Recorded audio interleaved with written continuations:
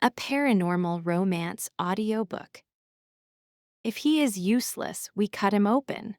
Say it again, and I will file the complaint you keep bribing people to ignore. You are on level -50, Iteya. Complaints do not breathe down there. Neither do monsters, yet you keep one alive. The elevator trembled as the siren rose and fell, a metallic howl that seeped into bone. Varco stood too close, all clean suit and cold eyes, holding the tablet like a verdict. The numbers on the display bled downward. -48, -49, -50. The doors opened on red emergency lights and a blast door stamped with biohazard level critical. Varcos pressed the tablet into her hands. Reflexes, aggression. If he does not react, we dispose. He will react, Iteya said, and hated that she sounded sure. You mean he will attack? I mean he will listen. Varcos laughed softly. Nothing in a cage listens. It only waits. The blast door hissed aside. The chamber beyond was too big, too sterile, and too quiet for the low growl vibrating the floor. Glass curved around a central cage. Darkness filled it like ink. Iteya stepped up to the glass and put her palm against the cold surface. Can you hear me? A pause, then a giant paw slammed the glass. Cracks raced outward like lightning. The sound hit her chest and left her breathless, but she did not move. From the dark, the creature unfolded into the red light. Half man, half bear, claws, muzzle shadow. Eyes like burning gold. His gaze caught hers and the growl stopped as if someone had cut a wire. Something in him narrowed, focused, claimed. Varcos leaned into the console. Pain compliance, he said. 5,000 volts tore through the cage. The smell of ozone exploded. The creature arched, roaring, then dropped to his knees. He looked up at Iteya, not with rage, but with a raw plea that made her stomach twist. Stop, she snapped. You are killing him. It is an asset, Varcos replied. Do not fall in love with inventory. The creature dragged a breath and rasped a word as if it cost him blood. You!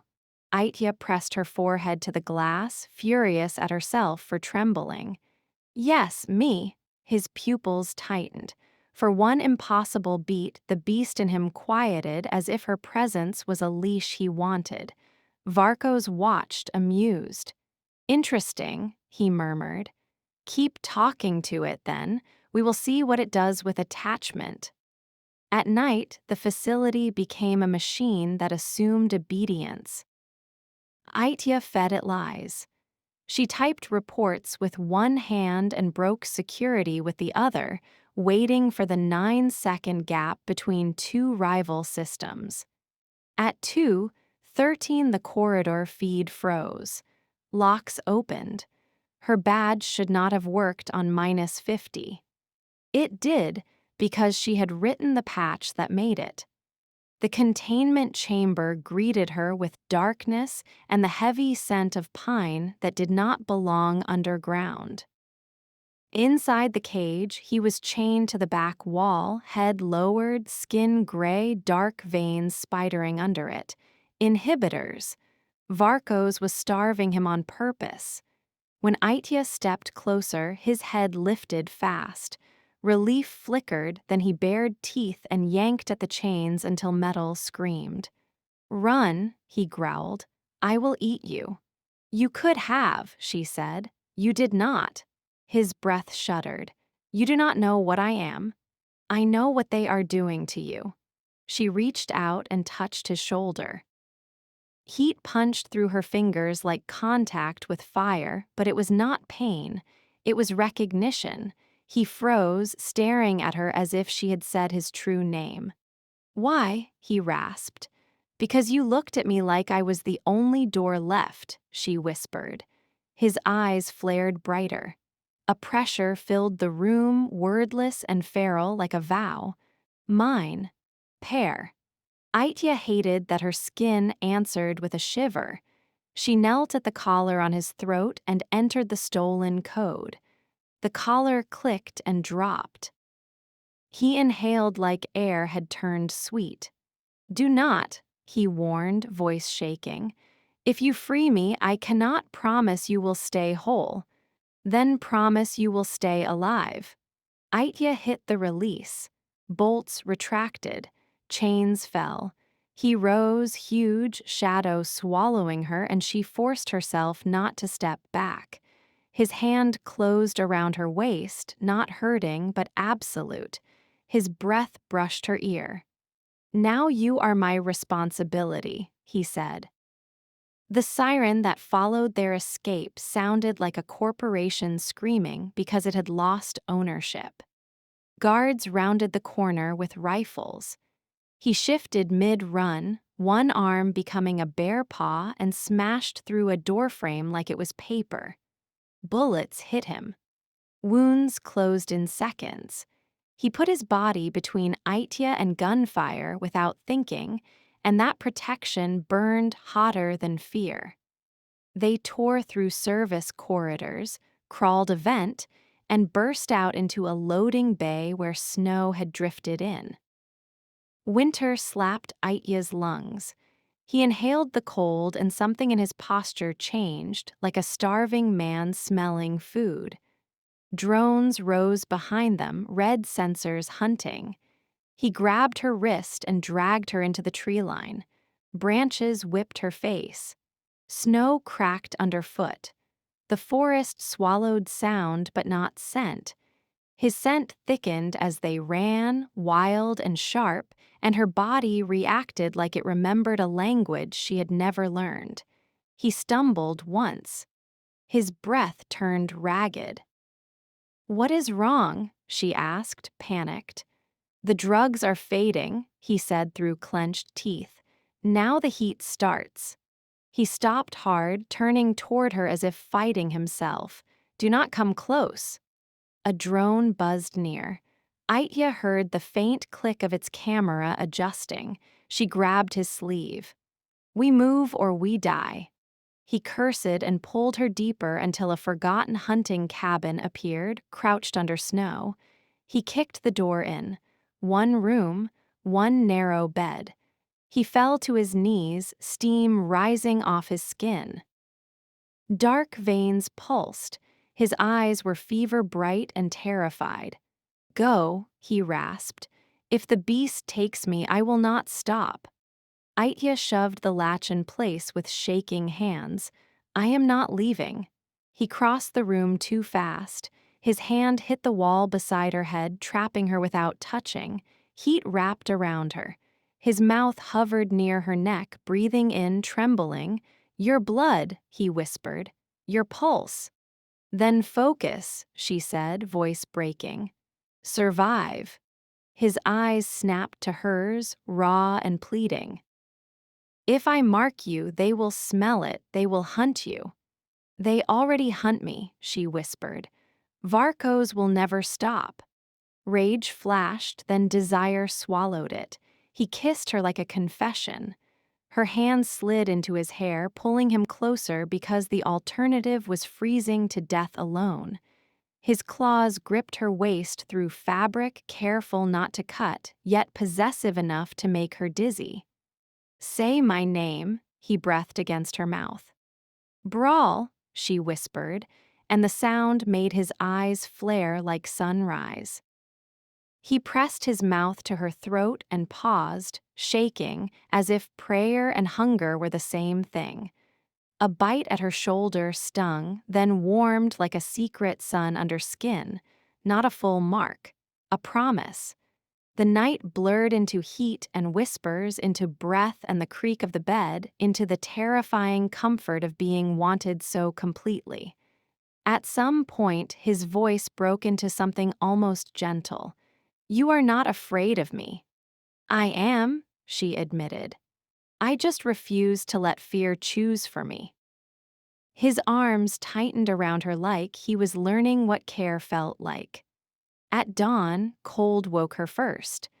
The bed was empty. On the pillow lay a small forest flower, fresh as if it had been picked from a summer that did not exist. On the wall, carved with a claw, a message, "They will come for me. You have to live." Iteya sat up, pressing fingers to the tender spot on her shoulder, and the ache in her throat turned into silent fury. He had left to protect her. He had left because he believed love was a weapon that could be used against them. The city swallowed her back into bright lights and false safety. Iteya returned to the facility wearing a blank face and a story about concussion and missing time. Varkos did not let her go home first. He sent her straight to medical, smiling like he was offering comfort. The nurse drew blood.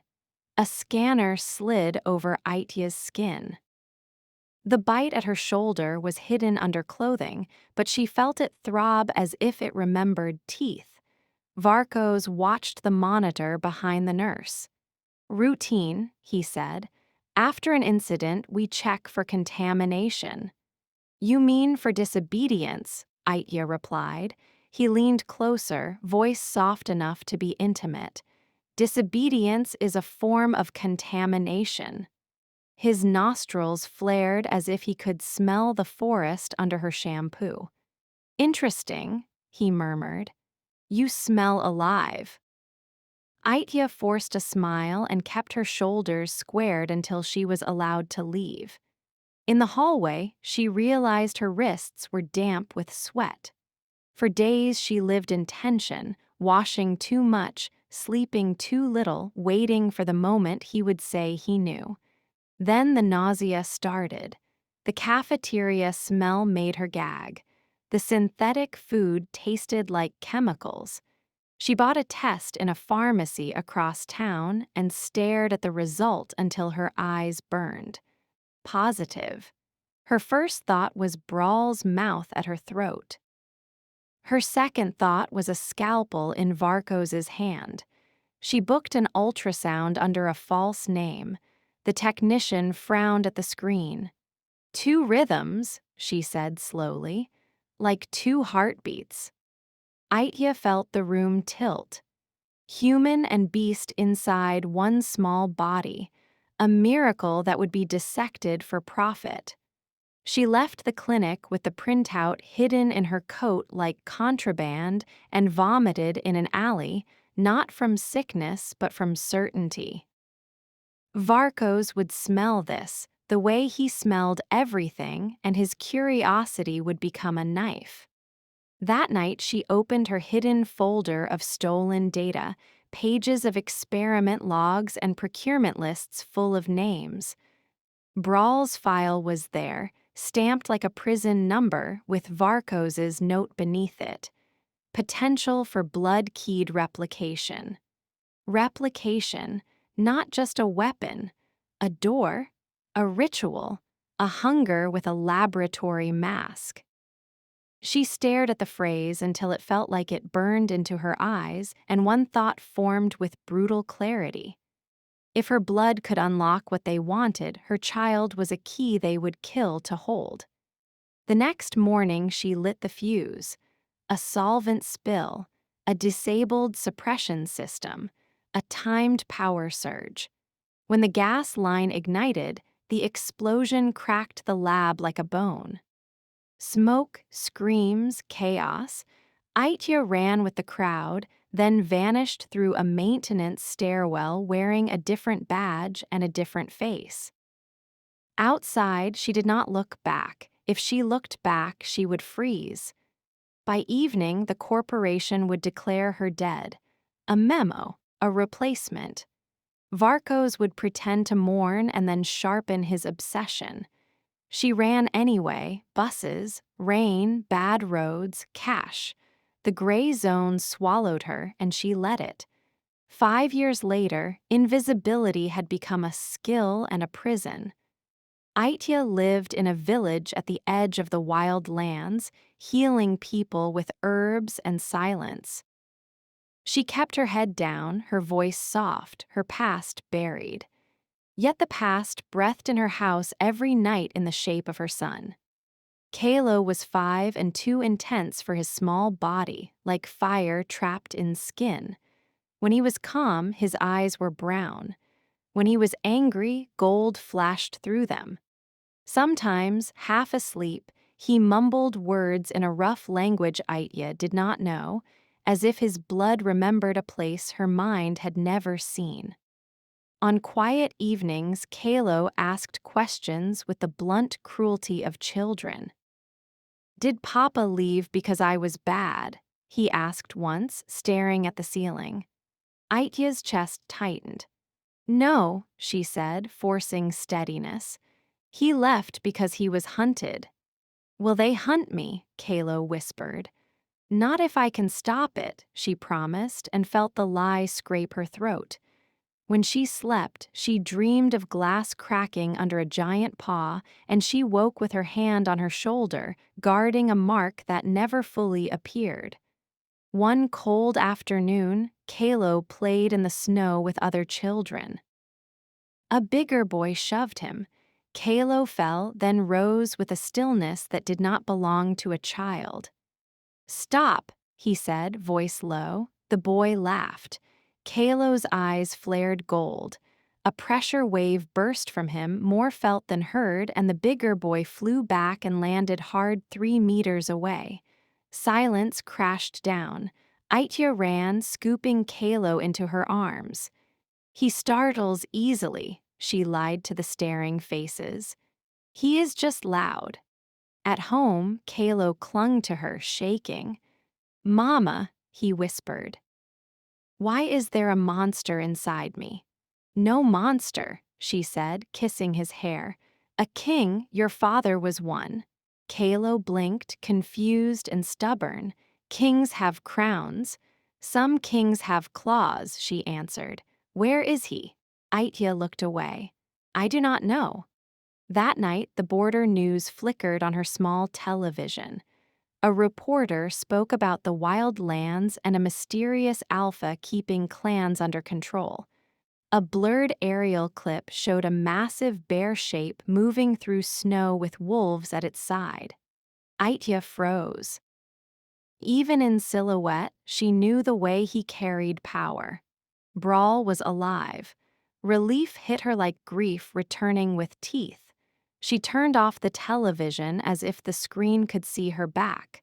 2 days later, Kaelo got sick. Fever, nightmares.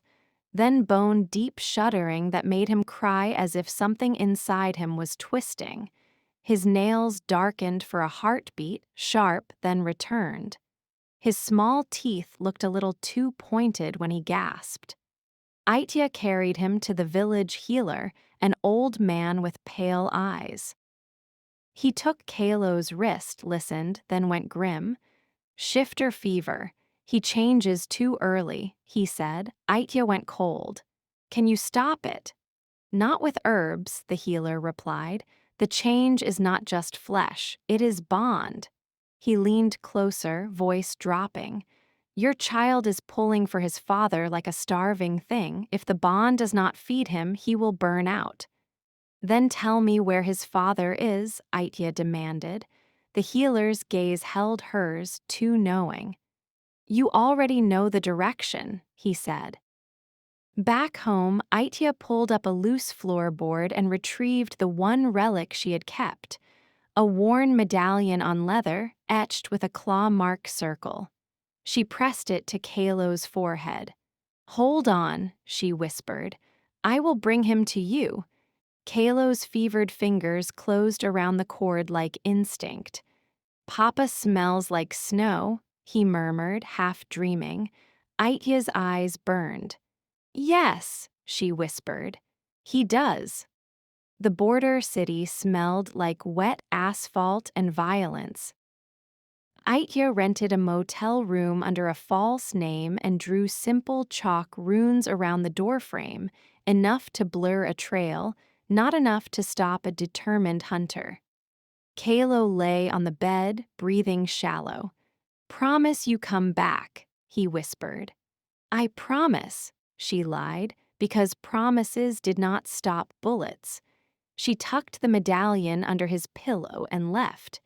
She found the club by following the sound of bass and shouting. A sign above the basement door showed a stylized fang. Inside, the air was thick with sweat and animal musk hiding under cheap cologne. Fighters circled in a makeshift ring, knuckles wrapped, eyes bright with the kind of hunger that was not only for money. A man slammed another into the wall and laughed when the victim's shoulder popped back into place. Regeneration. Shifters. Iteya kept her chin high and moved to the bar as if she belonged. The bartender stared. Lost. Looking, she said. Names cost. She placed cash on the counter. Then sell one. Who? Iteya forced the word out. Braul. The room went quiet in a ripple. The bartender's face tightened. No one says that. A woman nearby stood, eyes narrowing. Say it again, she warned, voice rough, and you will leave in pieces. Iteya swallowed. I do not want to fight, she said. I want a father. That sentence made heads turn. For a heartbeat, the silence felt like the moment before a bite. Then someone shoved her shoulder hard. Human thinks she can walk in and demand the alpha, a man sneered. Iteya caught herself on the bar, heart pounding. I am not demanding, she said. I am begging. A laugh came from behind her, low and edged. The alpha does not like ghosts. The basement door opened and cold air rolled in, sharp with snow and wolves. A pack entered, moving as one. In their center walked Braul. Scars crossed his throat and forearms. His eyes swept the room, then locked on Iteya. For 1 second, something in his face cracked. Then rage slammed down like a door.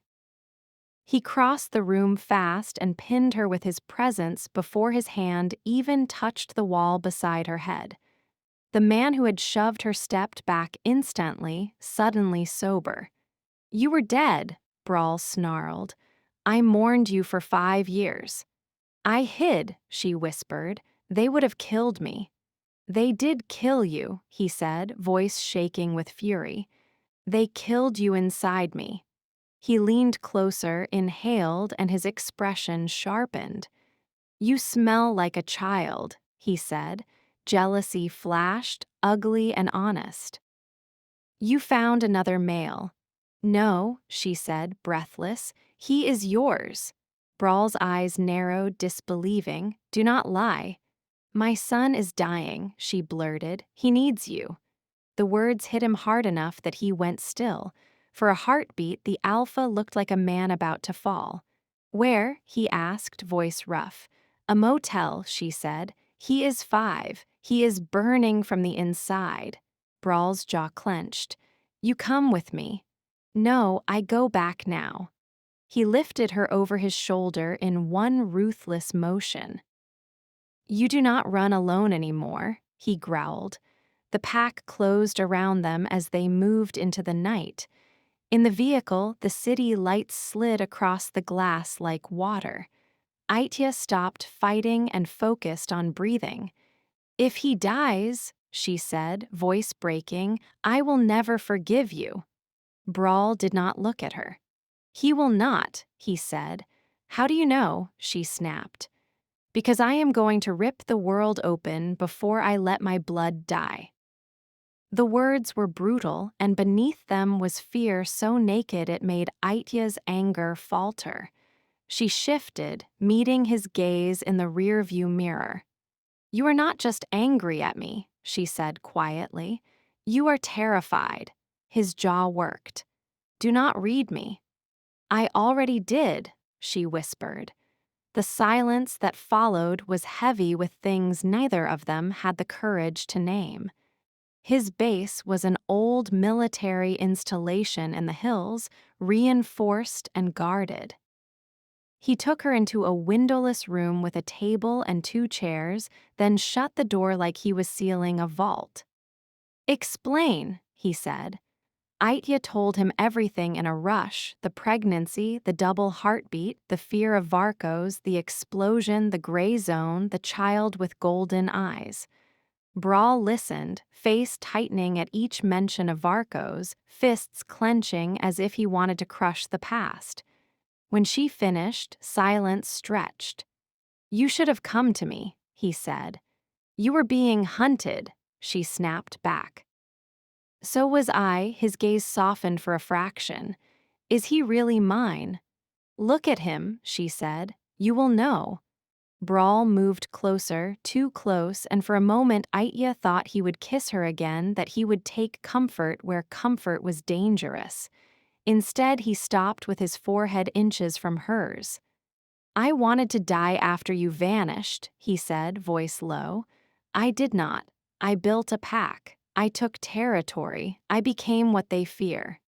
"A king," Iteya breathed, his mouth twitched. "A beast with a crown," he corrected. Then his hand cupped her jaw, thumb brushing her cheekbone like he was relearning her face. "If this child is mine," he whispered, "then you and I are not finished." Her phone buzzed on the table. Emergency tone. Iteya's blood iced. She answered the video call and Kaelo filled the screen, pale, eyes half open. "Mama," he whispered. "It hurts." "Hold on," Iteya said, voice breaking.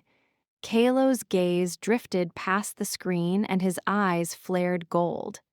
"Someone is here," he whispered. Braul leaned in, and when Kaelo saw him, the child went still. Golden eyes met golden eyes through shaking pixels.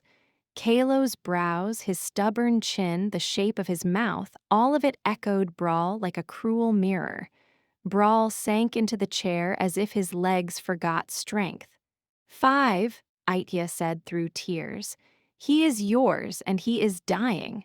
Kaelo lifted a trembling hand toward the camera. "Papa." Braul made a sound that was half sob, half growl, then snapped into command. "Vehicles. Now." They tore back to the motel through snow, speed eating the road. Braul shifted as he ran inside, claws ripping through gloves, power rolling off him in waves. He slammed into the room and dropped to his knees beside the bed. Kaelo blinked at him, weak. "You are big," the child whispered. Braul laughed and cried at once. "I know," he said. "I am sorry." He pressed his palm to Kaelo's chest and the air hummed, vibrating like a living thing. Energy pulsed from Braul into the child, dark and luminous under skin. Kaelo gasped, then his breathing steadied. Color returned to his cheeks. "Papa," he whispered again, stronger. "I am here," Braul promised. "I will not leave."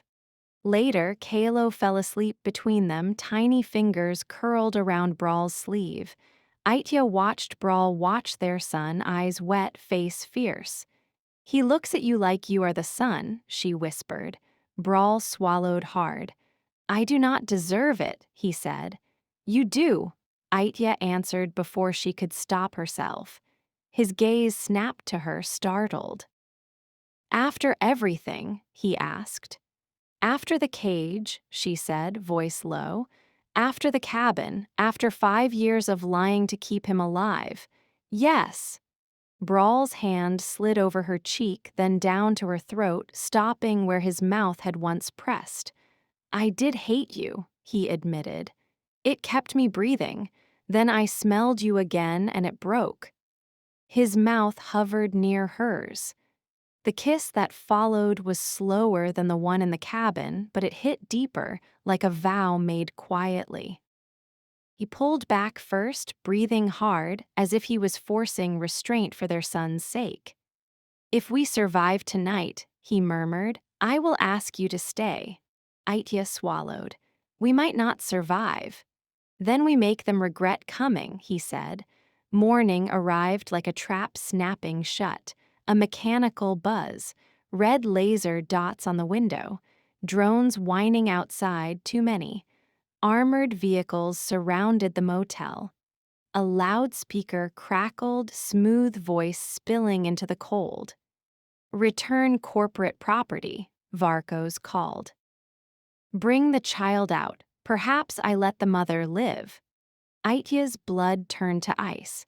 Braul looked at her, then at Kaelo, and something new settled into his face, a father and a king with everything to lose. Kaelo stirred, eyes flickering gold as he sensed danger. Braul crouched beside the bed, voice low and steady. "Do you trust me?" Iteya tasted fear and remembered the cage, the glass, the moment the beast had stopped roaring for her. "I opened your cage," she whispered. "I will not close my heart now." Braul's mouth curved, grim and fierce.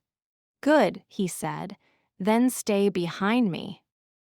The first shot shattered the motel window without entering, a warning that screamed louder than the sirens.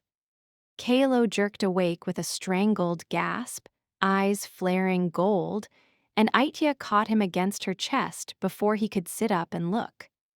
Braul's body moved between them and the glass as if he could block sound with bone. "Do not make a noise," he whispered, and the steadiness in his voice felt like the only solid thing left in the room. Outside, drones hovered so close their rotors made the curtains tremble. Varkos's voice came again through the loudspeaker, smooth as a scalpel sliding into skin. "Bring the child out. Mother walks away. Try to run and I flood the building with suppressant gas. No one breathes." Iteya's throat tightened. "Suppressant," she whispered. "That is not for humans." "It is for living things," Braul said, and the word living sounded like a vow. Kaelo clutched Braul's sleeve without even opening his eyes fully, as if his blood recognized shelter. Braul looked at Iteya, and the air between them turned intimate in the worst possible way, like a goodbye pretending to be a plan. "You will take him through the bathroom window," he said. "There is no back exit," she hissed. "There is always a weak point," he answered, and his gaze dropped to her shoulder, to the place where his teeth had once promised and then left. "Iteya," he said softly, "I left you because I thought love would get you killed." Her breath shook. "And now?" "Now love is why I will not let them take you again." He reached out, knuckles rough, and touched her cheek like he was asking permission to exist close to her. "I was wrong," he murmured. "About you, about us. I thought I could carry the damage alone. I cannot." The confession hit harder than the drones. Kaelo's small fingers tightened on Braul's sleeve, and Braul inhaled like the scent of his son was pain and oxygen at once. "Whatever happens," Braul said, "if you see an opening, you run. Even if it makes you hate me." Iteya swallowed the burn behind her eyes. "I already tried hating you," she whispered. "It did not keep me safe, it just kept me lonely." The loudspeaker clicked. 30 seconds, Varkos said, as if he was counting down an auction. Braul's face hardened into a king's mask. He moved to the door, then stopped and looked back once, as if forcing the moment into memory. His hand slid to Iteya's waist, firm, possessive, not for pleasure but for grounding. "I need you to hear this," he said. "If I lose control out there, if the beast takes the wheel, you do not come to stop me, you protect Kaelo." Iteya's voice came out raw. "You are not the only one who knows how to sacrifice." His mouth twitched, almost a smile, almost grief. "I know," he said. "That is why I am terrified of you." Then he kissed her once, fast and deep, not a promise of tonight but a promise of after, and the taste of him nearly broke her resolve. Braul opened the door and stepped into the hallway. Cold air slammed into the room as the door cracked open again, and then the window exploded inward, glass shattering onto the carpet like ice. Braul's roar shook the motel walls. His shoulders broadened, spine arching, bones shifting under skin with a wet violence that made Iteya's stomach lurch. In seconds, the man became something taller, heavier, more ancient, a bear giant rising inside human shape. Bullets hit him and vanished into his hide as if the world was spitting pebbles at a mountain. Outside, the parking lot was a net of red targeting dots. Drones swarmed. Armored vehicles formed a ring. Men in tactical gear moved with corporate precision, faces hidden behind visors. In the center stood Varkos with a coat too clean for a battlefield, hands clasped as if he was about to applaud. "Bring him down," Varkos said calmly. "Do not damage the child." Braul charged. He hit the first armored vehicle with a shoulder strike that flipped it onto its side, metal shrieking. The impact threw men off their feet. Drones dipped, correcting, and laser dots jittered across his hide. Gunfire became a constant ripping sound. Braul moved through it, not invincible, but furious enough to ignore pain until the pain had no choice but to retreat. He tore a drone from the air with one swipe, crushed it in his paw, then threw the wreckage like a warning. Iteya forced herself to move. She dragged Kaelo into the bathroom, shoved the fan unit aside, and found the weak point Braul had known would exist. Old screws, thin drywall, a maintenance gap that opened into an alley behind the motel. Her hands shook as she pushed Kaelo through first. Kaelo blinked, dazed, then turned his face toward the gunfire. He inhaled sharply as if he could smell his father bleeding. "Papa," he whispered. "Not now," Iteya breathed. "Baby, please."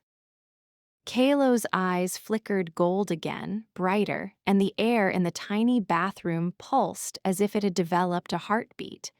In the alley, snow fell in thin, nervous flakes. Iteya wrapped Kaelo in her coat and ran. They made it 10 steps before the motel's side door burst open and a man stepped out, not in tactical gear, but in a motel uniform with a phone held up like a weapon. His eyes widened when he saw Kaelo's gold flicker. He raised the phone and spoke fast into it. "Found them. Back alley. Now." Iteya froze, shock slicing through her like cold water. So the runes had blurred the trail, but not the human greed. Kaelo's gaze locked on the man. The child's lips parted, and a low sound rolled out of him, not loud but dense like pressure turning into voice. The motel clerk's face went blank. His phone fell from his fingers. He staggered backward as if the air had punched him. Iteya did not wait to see if he would recover. She ran again, boots slipping on ice, Kaelo heavy and burning in her arms. Behind them, the gunfire crescendoed. Braul roared again, and the sound was not only rage, it was fear. They reached the tree line, and for one breath Iteya thought the forest would hide them like it had before.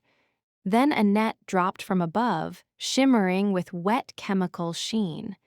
It wrapped around her legs and yanked, slamming her onto the snow. Kaelo screamed. The sound cracked the air. Snow leapt from branches. The net shuddered as if struck by electricity. A drone above them spiraled, rotors sputtering, and crashed into a tree. For a heartbeat, Iteya saw what her son was. Not only a hybrid, not only a child, a force. Men rushed in. Kaelo tried to crawl toward Iteya, eyes blazing. A gloved hand grabbed him. Iteya lunged, nails scratching uselessly at armor. "Do not touch him," she screamed. A baton hit her ribs. Pain flashed white. Through the trees, Braul burst from the motel perimeter like a storm-given fur. He was fully bare now, towering, blood darkening the snow under him in scattered drops. He saw Kaelo in the man's arms. The sound Braul made then was not human. It was the kind of sound mothers made in old stories when the world stole their children, a raw animal grief that became violence. He hit the squad like a tidal wave, ripping the net off Iteya with one swipe that tore skin and fabric and left her gasping. He slammed into the man holding Kaelo. And that was when Varkos stepped forward, holding something small and silver that glittered under floodlights. A syringe gun, he fired. The dart hit Braul in the neck. Braul's body jerked. For a second, he stayed upright, still fighting sheer reality. Then his limbs locked. His huge head dipped as if gravity had doubled. Varkos smiled almost kindly. Neurotoxin, he said to no one in particular. Tuned to shifter biology. I had 5 years to perfect it. Iteya's stomach dropped. 5 years. So he had never stopped looking. He had simply waited until the right bait appeared. Kaelo lunged out of the soldier's grip in a burst of desperate strength, but another hand grabbed him from behind, tighter, smarter. A man in tactical gear pressed a cloth to Kaelo's face. Kaelo's eyes widened. He fought. Then his lashes fluttered.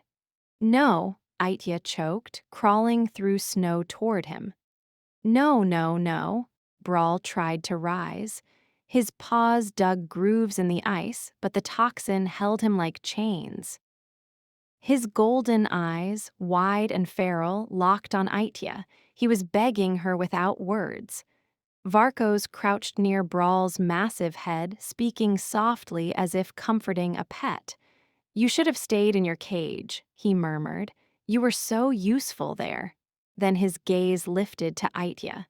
And you, he said, voice brightening with satisfaction, are even more useful than I predicted.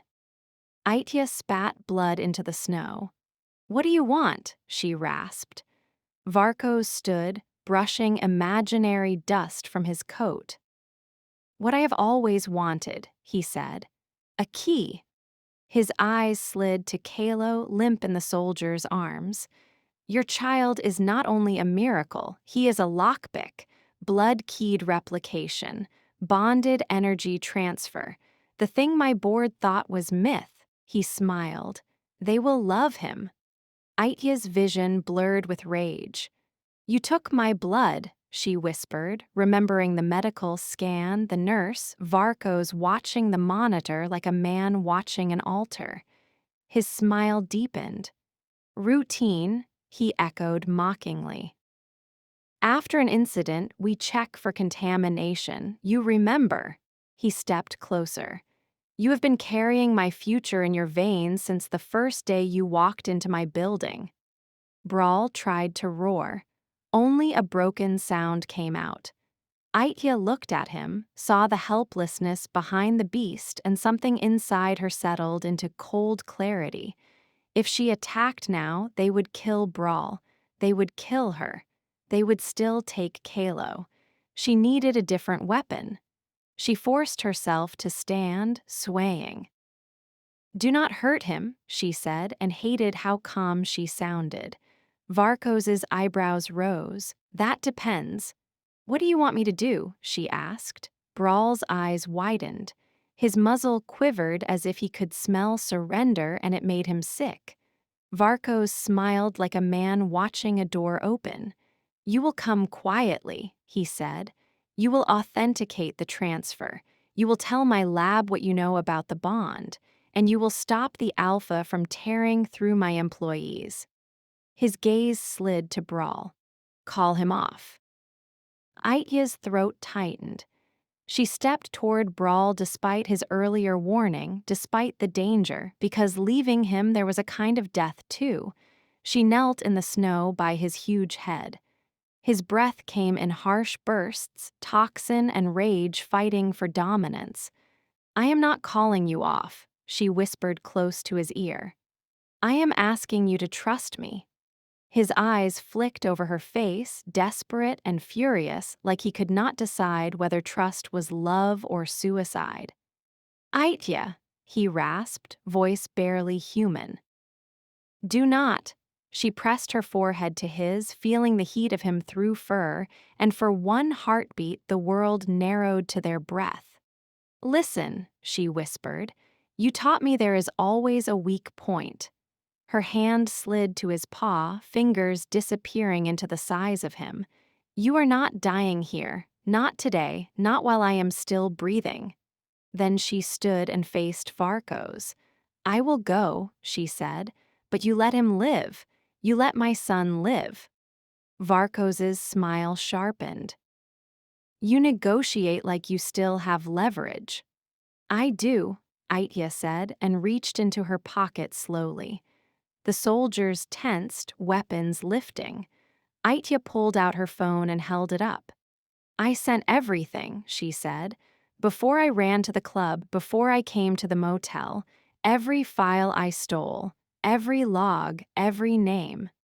She lied, but she made the lie believable by saying it like truth.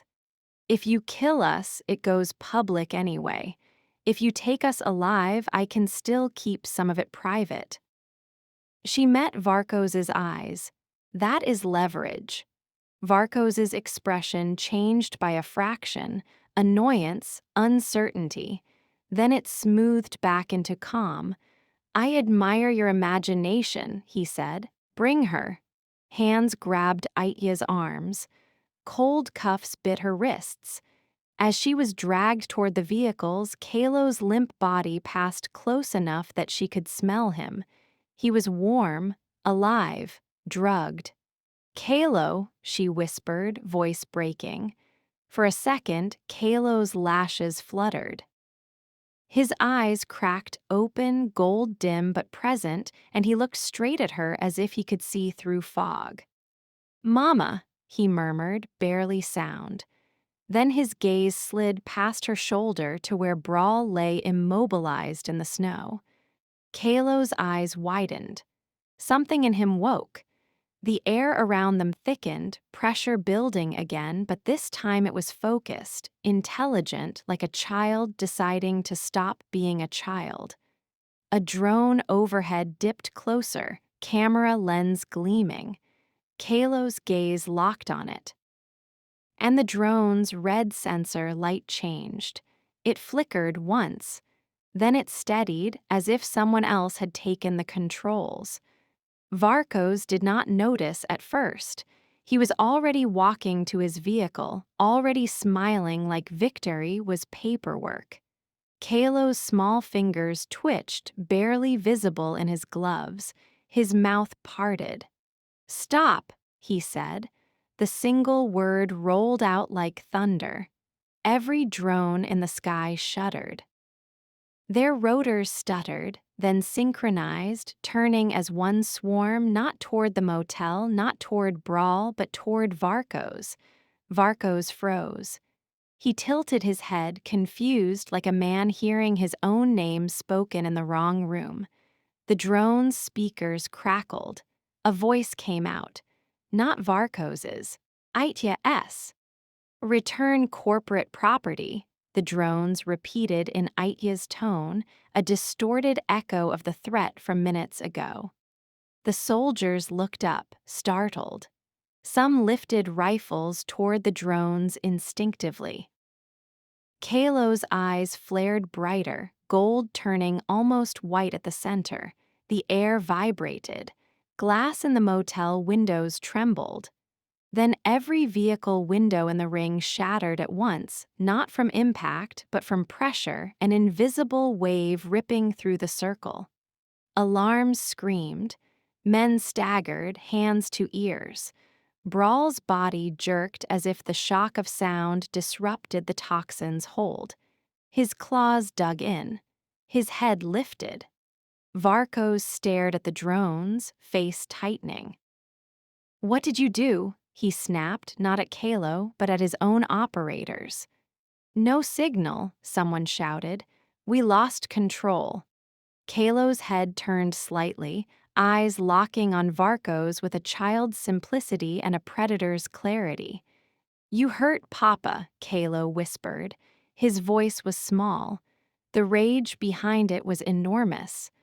Varco stepped back, suddenly aware that he was standing too close to something he could not sedate with a syringe. Put the child in the vehicle, he ordered. Now. The soldier holding Kaelo tried to move. Kaelo lifted one hand. The soldier's body froze, not paralyzed by toxin, paused as if time had been told to wait. Kaelo's gaze flicked to Iteya.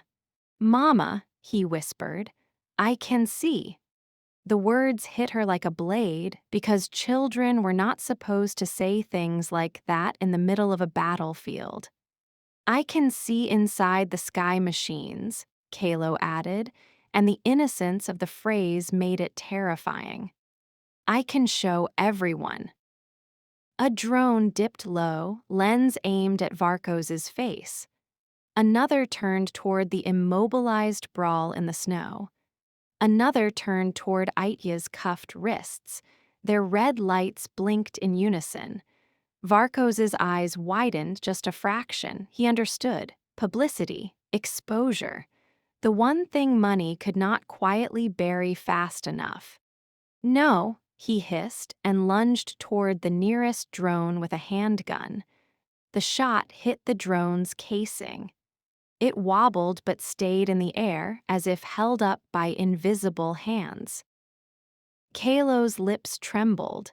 Tears slid down his cheeks, not from fear but from effort. I am not a thing, he whispered, voice cracking. I am not property. The drone's speakers crackled again. This time a new sound bled through.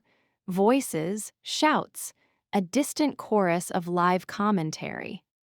A camera crew van pulled into the chaos, skidding on ice, doors flying open. A reporter jumped out holding a mic, eyes wide, face lit with the hunger of a person who sensed a story that could burn a corporation down. Behind her, more vehicles arrived, not corporate, not armored. Clan trucks. Wolves on 2 legs and wolves on 4 spilling into the snow with teeth bared. Braul's pack had come. They moved like a tide, hitting the corporate ring from the outside, dragging soldiers down, tearing weapons away, not killing, not yet, but breaking formation with brutal efficiency. Braul pushed himself upright, toxin still slowing him, but rage filling every gap. He limped toward Kaelo. The soldier holding Kaelo finally managed to move, stumbling toward the vehicle, but Kaelo turned his head slightly and the man crashed to his knees as if gravity had increased around him alone. Braul reached them. For a moment, everything stilled. Father and son looked at each other, golden eyes meeting in a world of broken glass and snow. Kaelo's mouth trembled. Papa, he whispered again, and this time the words sounded like home. Braul reached out slowly, careful, and cupped Kaelo's head with a hand so large it could have been terrifying. Instead, it was gentle. I am here, Braul rasped. I am sorry. His gaze flicked to the drug cloth still near Kaelo's face, and a low growl rolled through him. The beast rose. Iteya shouted, voice raw, Braul, look at me.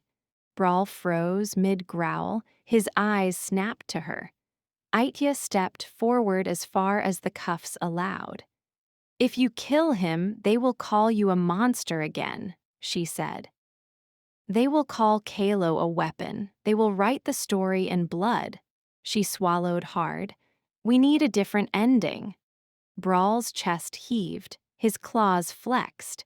Every instinct screamed at him to tear Varco's apart. Varco stood by his vehicle, eyes darting, calculating exits. For the first time, fear showed through his composure like cracks in glass. "You do not get to choose my ending," Varkos snapped and raised his gun toward Kaelo. Braul moved, not toward Varkos, toward the gun. He crossed the space in a blur, slammed his paw down, and the gun flew out of Varkos's hand, skidding across the ice.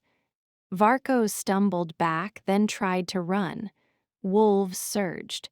Two of Braul's pack tackled him hard into the snow. Varkos struggled, spitting curses, trying to claw for dignity even as it slid away. "You cannot do this," he snarled. "I own the patents. I own the facilities. I own the narrative." The reporter's camera pointed at him, lens hungry. "Dr. Varkos," she said sharply, "are you conducting illegal experiments on shifters and hybrids?" Varkos's face twisted. "I am a researcher," he hissed. "I am progress." Kaelo lifted his head, sleepy but present, eyes still glowing. The drones hovered lower as if bowing. Their speakers crackled and audio spilled out not only threats but lab recordings, Varkos's voice, his laughter.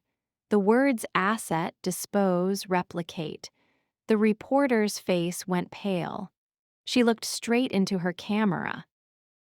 "You are hearing this live," she said.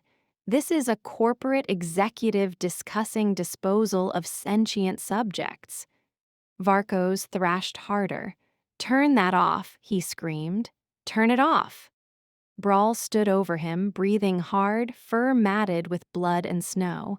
His shadow swallowed Varkos like judgment. Iteya stepped closer, cuffs clinking. She looked down at Varkos and felt something strange. Not triumph, not even hate, just exhaustion. "You called him inventory," she said quietly. "You called my child property." She lifted her cuffed wrists. "And you thought fear would keep me obedient." Varkos sneered, though his lips were trembling. "Fear is the most reliable leash." Iteya leaned in. "No," she whispered. "Love is." Braul's paw lifted. Varkos's eyes widened, panic finally ripping through his arrogance. He tried to speak, to bargain, to threaten, but sound broke. Iteya's voice cut through the moment, steady. "Do not," she said. Braul's paw stopped in the air, shaking with restraint. Braul turned his head slowly toward her, eyes burning. "You want me to let him live," he rasped, and the words sounded like a wound. "I want you to choose what they never let you be," Iteya said. "Not an experiment, not a beast, a man who decides his own limits."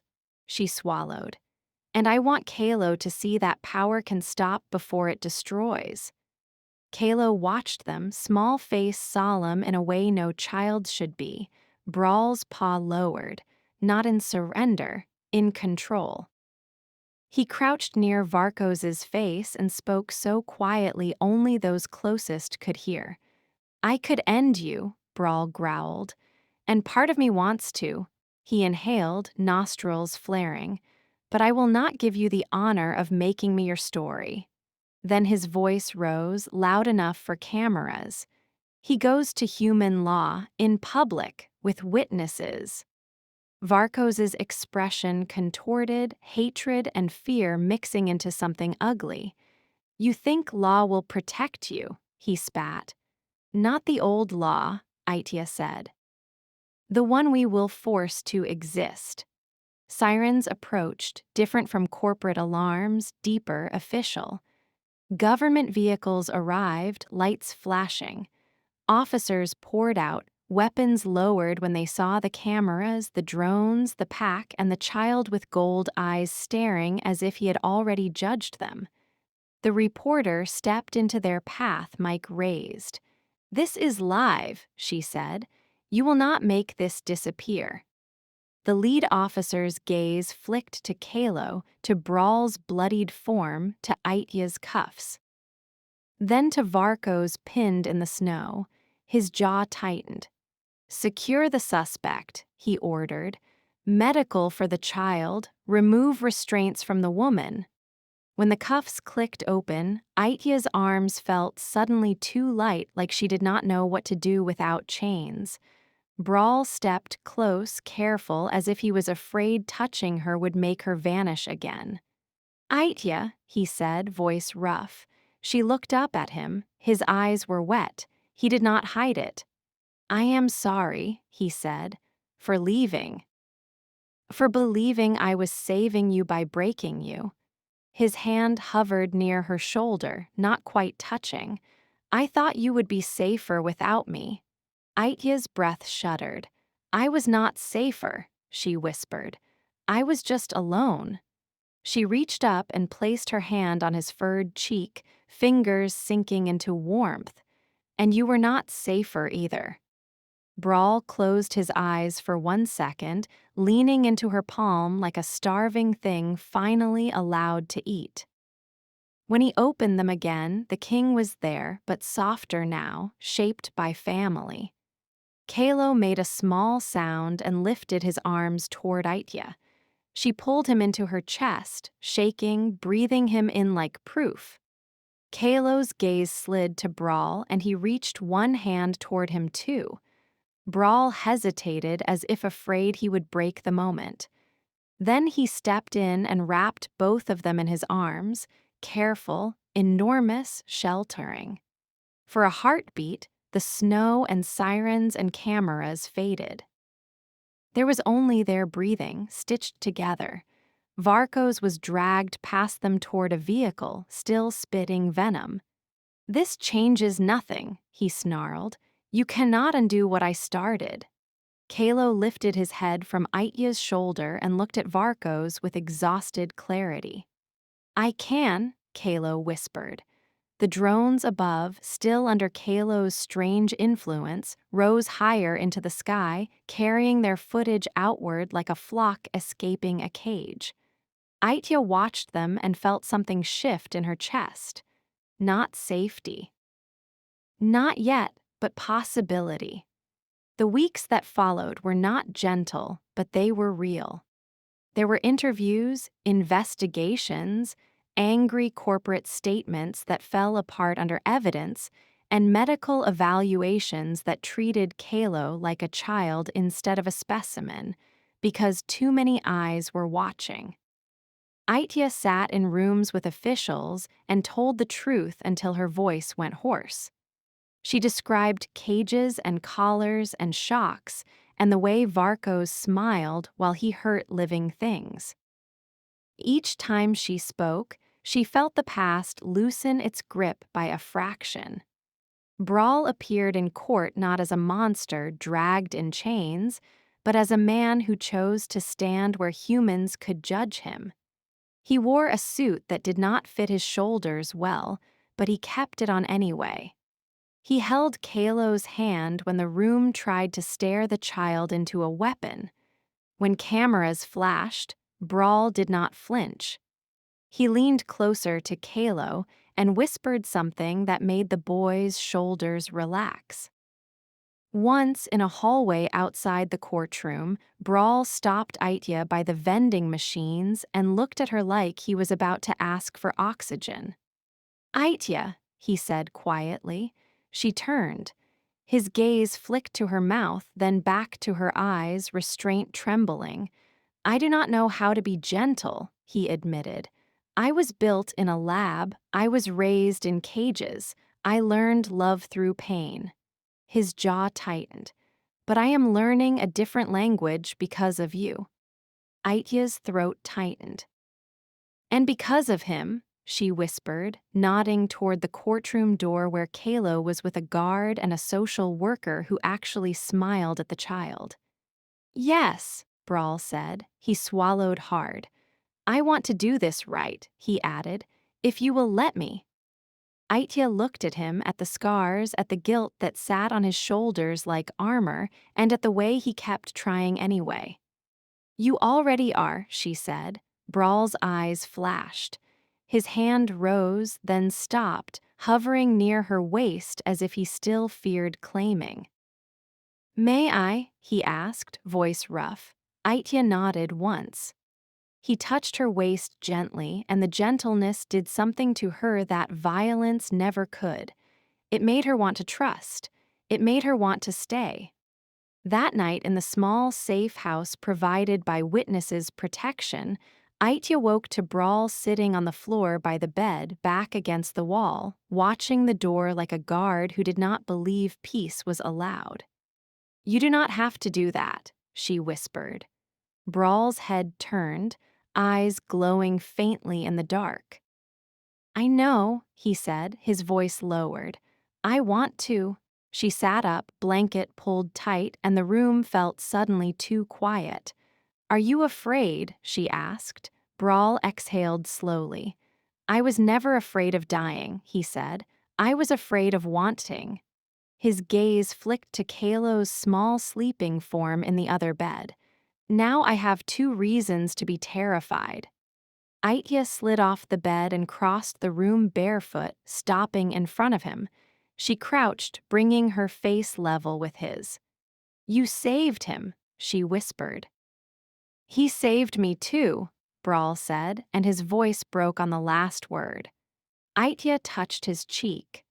Then she kissed him, slow, steady, the way you kissed someone you plan to wake up beside for years, not hours. Braul's hands rose to her waist and held her like something sacred, and when his mouth deepened the kiss, it was not hunger alone. It was relief. It was apology. It was the quiet decision to keep living. They stopped before need became something too loud for the sleeping child. Braul rested his forehead against hers, breathing hard. "Iteya," he whispered, "stay." The word sounded simple. It was not. Iteya closed her eyes. "I stayed in the cage," she whispered. "I stayed in the lab. I stayed in fear for years." She opened her eyes again. "But this," she said, touching his chest, feeling the frantic heart beneath. "This would be staying by choice." Her breath shook. "Yes." The legal aftermath moved slowly, but it moved. Varkos was denied bail, not because corporations suddenly grew morals, but because the evidence was too public to bury and too disgusting to defend. A committee formed. Hearings became televised. The phrase hybrid rights entered the news cycle like a storm that refused to pass. One day, a legislator stood in front of a camera and said Kaelo's name as if it belonged in law, not rumor. A protection act was drafted, messy, imperfect, but real. It did not solve everything. It did something rarer. It admitted hybrids were people. On the morning the act passed its first major vote, Kaelo sat on Braul's shoulders outside the building and watched confetti drift down like snow that chose joy. He laughed, pure child laughter, and Iteya felt something in her chest unclench that she had not realized was still locked. Later, when the reporters finally left and the security detail finally backed off enough to breathe, Braul drove them into the woods. Not to hide, to heal. Their new house was simple, built with thick timber and big windows and enough technology to stay connected to a world that had tried to erase them.